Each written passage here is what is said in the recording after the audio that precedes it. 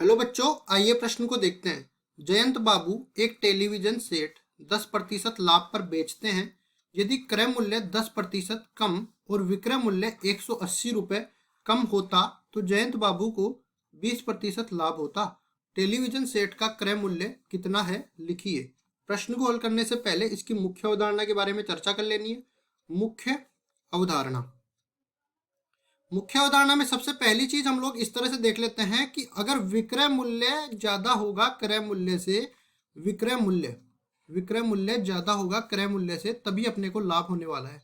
क्रय मूल्य से मतलब जितने में चीज खरीदी उससे ज्यादा रकम में मैंने चीज बेची ना, तो मेरे को लाभ होगा, तो इसको बोल देते हैं लाभ। अब चलते हैं सवाल पे। सवाल में हमें बोला कि 10% उसको लाभ हो रहा है, तो लाभ प्रतिशत अपने को बोला, लाभ प्रतिशत ये 10%, ठीक है। तो 10/100 इसको बोल देते हैं, ठीक है। 10/100 इसको मैं लाभ बोल देता हूँ, पूरा का पूरा इसको हटा देते हैं प्रतिशत को। ये लाभ अपने पास आ गया बराबर में 1/10 के बराबर। अब ये देखो, ये जो अपने पास आएगा 10, इसको तो मैं बोल देता हूँ क्रय मूल्य, ठीक है।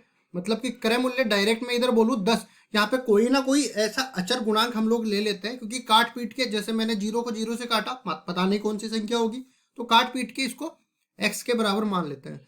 इससे एक ज्यादा विक्रय मूल्य कहता है, तो विक्रय मूल्य को हम लोग कह लेते हैं कितना, 10x प्लस x, तो 11x के बराबर ये आ जाएगा। तो लाभ किसके बराबर हो जाएगा, लाभ बराबर हो जाएगा x के।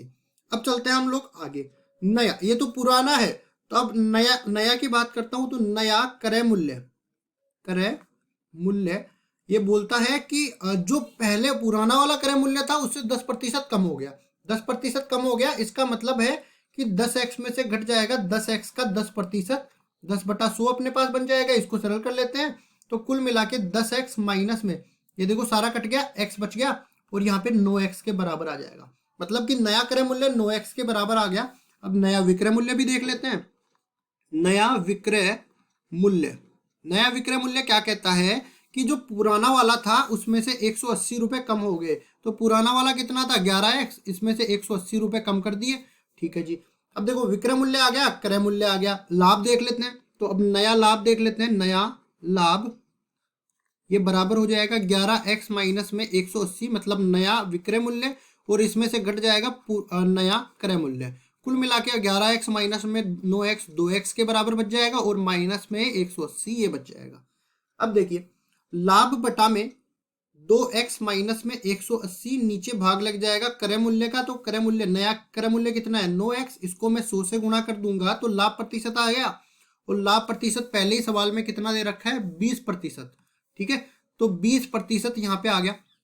अब देखो x का मान यहाँ से निकल के आ जाएगा, तो यहाँ से देखो 100 का भाग इसमें देंगे, तो कुल मिला के पहले तो ये किसके बराबर है, 2x माइनस में 180, 2x माइनस में 180 बराबर ये हो जाएगा 9 दूनी 18, 180x बटा में 100, ये इसके बराबर आ गया। अब 2x माइनस में 180 बराबर हो जाएगा 1.8x के बराबर। अब x के पदों को एक तरफ ले आएंगे तो 2x माइनस में 1.8x बराबर में अचर पद को दूसरी तरफ ले जाएंगे, ये बचेगा 0.2x बराबर में 180 के बराबर। तो इसको आगे हम लोग हल करते हैं, तो 1800/2 मतलब x का मान आ जाएगा 900 के बराबर, ठीक है जी। x का मान आ गया 900 के बराबर।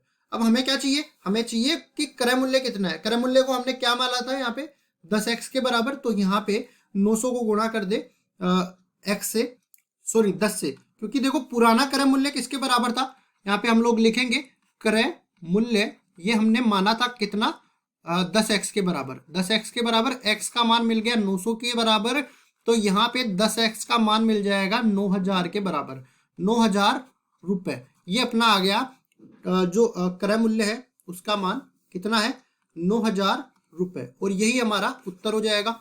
आशा करता हूं ये सवाल आपको समझ में आया होगा। धन्यवाद।